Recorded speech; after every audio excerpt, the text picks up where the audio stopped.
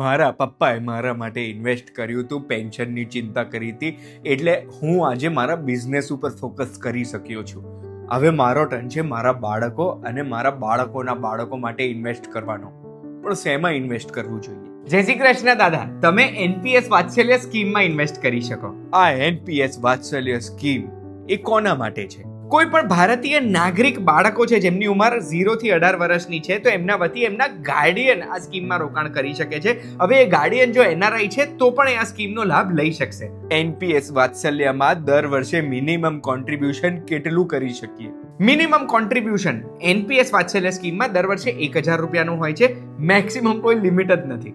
આ NPS વાત્સલ્યનું account હું કઈ રીતે ખોલી શકું? ઇન્વેસ્ટ કરવા માટે બેંકમાં જઈને કરી શકીએ છીએ, પોસ્ટ ઓફિસમાં જઈને કરી શકીએ છીએ, પણ મારું ફેવરેટ છે કે ઓનલાઈન તમે ઇન્વેસ્ટ કરી શકો છો. બહુ જ ઇઝી પ્રોસેસ છે. એમાં તમારે તમારા પોતાનું કેવાયસી કરવાનું છે, બાળકનું કેવાયસી કરવાનું છે, આધાર અને પાનથી થઈ જાય છે. હવે એની લિંક જો તમને જોઈએ છે તો કમેન્ટમાં લિંક લખશો ને તો એની લિંક હું તમને ડીએમ કરી દઈશ. ઇન્વેસ્ટમેન્ટ તો કરી દીધું, પણ આની મેચ્યોરિટી ક્યારે થશે? બાળકની ઉંમર 18 વર્ષની થાય ને ત્યારે મેચ્યોરિટી થાય, પણ એના પછી 3 ઓપ્શન હોય છે.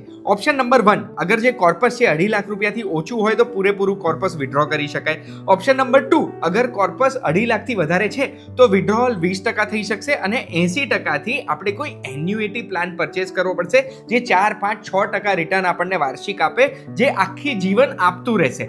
પણ મારું ફેવરેટ છે ઓપ્શન નંબર 3, જેમાં આપણે એનપીએસ વાત્સલ્યમાં ભેગી થયેલી મૂડીને કન્વર્ટ કરી શકીએ છીએ એક રેગ્યુલર એનપીએસ એકાઉન્ટમાં. જે રેગ્યુલર એનપીએસ એકાઉન્ટ આપણા દર મહિને 833 રૂપિયા જે રોકાણ કર્યા છે એ રોકાણને 60 વર્ષની ઉંમર સુધી 11 કરોડ 40 લાખ રૂપિયા સુધી કરી શકે છે. ડિટેલમાં મારે બધી જ ઇન્ફોર્મેશન સમજવી હોય તો એ ક્યાંથી મળશે? આના માટે તમારે આખો વિડીયો યુટ્યુબ પર જોવો પડશે, જે સાચું કહુંની ચેનલ ઉપર અવેલેબલ છે.